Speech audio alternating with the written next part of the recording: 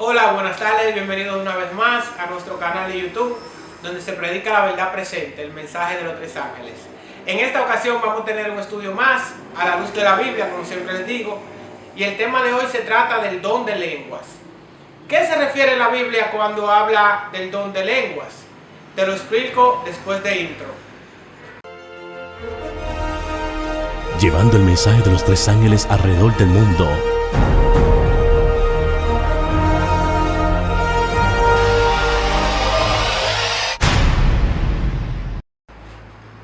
Si alguna vez te dijeron que hablar en lengua es la evidencia del Espíritu Santo, o hablar en lenguas es la evidencia del pueblo de Dios, o que si hablas en lengua no se te prohíba, te digo que te han engañado.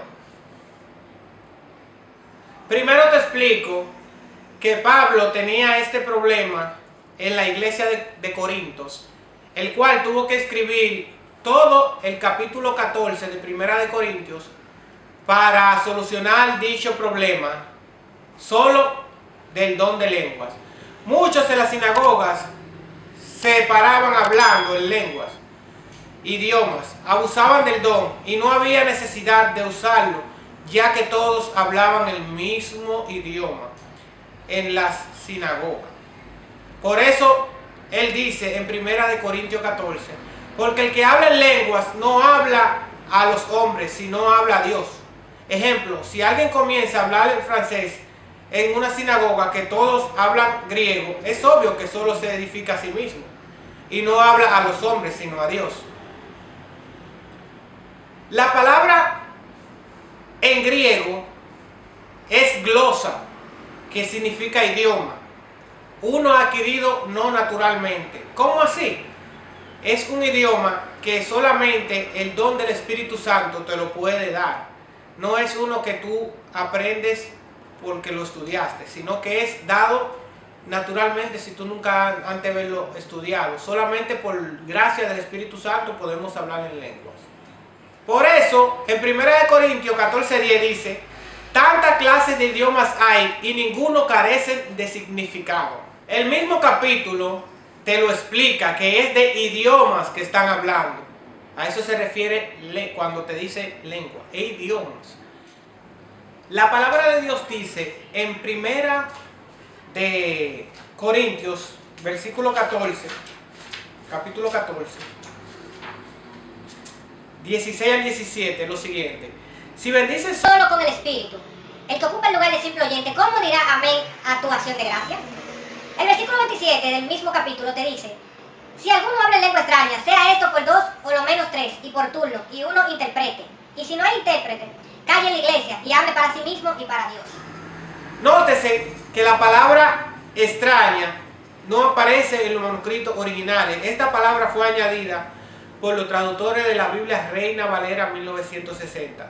Recuerden que Dios es un Dios de amor y de paz, no un Dios de confusión. Dios reparte dones a quien quiera y cuando se manifiesta el don de lenguas ocurre al instante, sin que sepas o hayas estudiado ningún otro idioma, como pasó el día del Pentecostés con los discípulos. Ver el capítulo 2 del libro de Hechos. Acá el Espíritu Santo, respecto a la lengua, como de fuego, estando ellos reunidos en el aposento alto, recuerden que estaban en una fiesta y estaban reunidos de todas las partes del mundo, de ese entonces, por decirlo así, partos, medos, elamitas, etcétera, etcétera. Al final de la lista dice el versículo 11, les oímos hablar en nuestras lenguas las maravillas de Dios. El versículo 8 dice, también lo dice, que lo que has oído hablar en las lenguas que lo hemos oído hablar en la lengua que hemos nacido. Si van al original dice idioma que hemos nacido.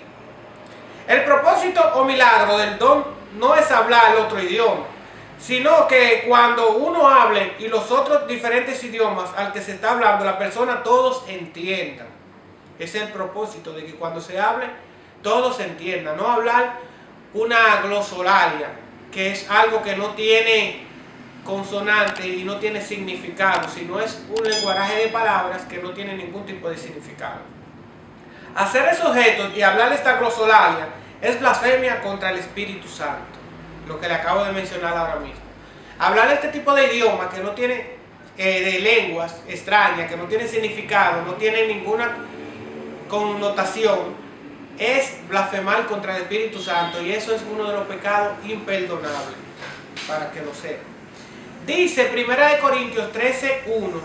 Acá Pablo no quiere dejar dicho que el hablar en lenguas angelicales o que existen, que habla lenguas angelicales o que existen, ya que todo ángel en las escrituras siempre habló en lenguas humanas al que se le apareció, pero lo más noble y la sublime manera, de la más noble y sublime manera.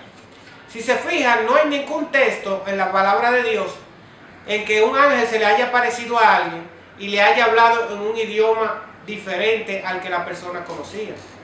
Esas lenguas angelicales quizás puedan existir en el cielo, pero acá en la tierra, todos los registros que tiene la escritura, cuando un ángel se le aparece a alguien, le habla en su mismo idioma y se le entiende, no es una lengua angelical. El original dice en 1 Corintios 13:1, si alguna vez la lengua de los hombres esté hablando y de los ángeles, pero no tengo amor, vengo a ser como metal que resuena o címbalo que retiñe. Ahí te lo dice muy claro. Si alguna vez, cuando Pablo dice esta palabra, se está refiriendo a una, podríamos llamarlo una metáfora, una comparación, como cuando tú dijeras, si alguna vez yo tuviera dinero, yo fuera a tal lugar. Eso es si tú tuvieras, no que tú tienes.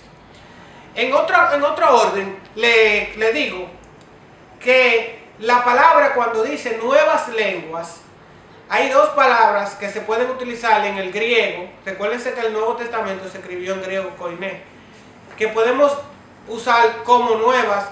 ¿Qué significa cada una de ellas? Le explico en un momento. Neos es una de ellas, que significa algo nuevo que nunca ha existido. Y la otra es kainos, algo nuevo para mí, aunque ya haya existido, o sea, nuevo o renovado. Esos son los dos usos que le podemos dar a la palabra nuevo, porque hay un versículo que dice, hablarán nuevas lenguas. Hay que ver si es nuevo para la persona que no lo ha hablado, o nuevo que ya existió y él la va a hablar. Bueno, hasta acá te dejo este corto estudio. Si quieres más información, puedes contactarme vía las redes sociales, suscribirte al canal y activar la campanita de notificaciones, y te podré enviar más material. Solo paso por recordarte que debes de estudiar la palabra de Dios, corroborar todo lo que se te dice y escudriñar la Biblia, ya que en ella está toda fuente de sabiduría. No te dejes llevar por lo que te digan, siempre confírmalo con la Biblia, siempre a la luz de la Biblia. Que Dios te bendiga. Muchas gracias.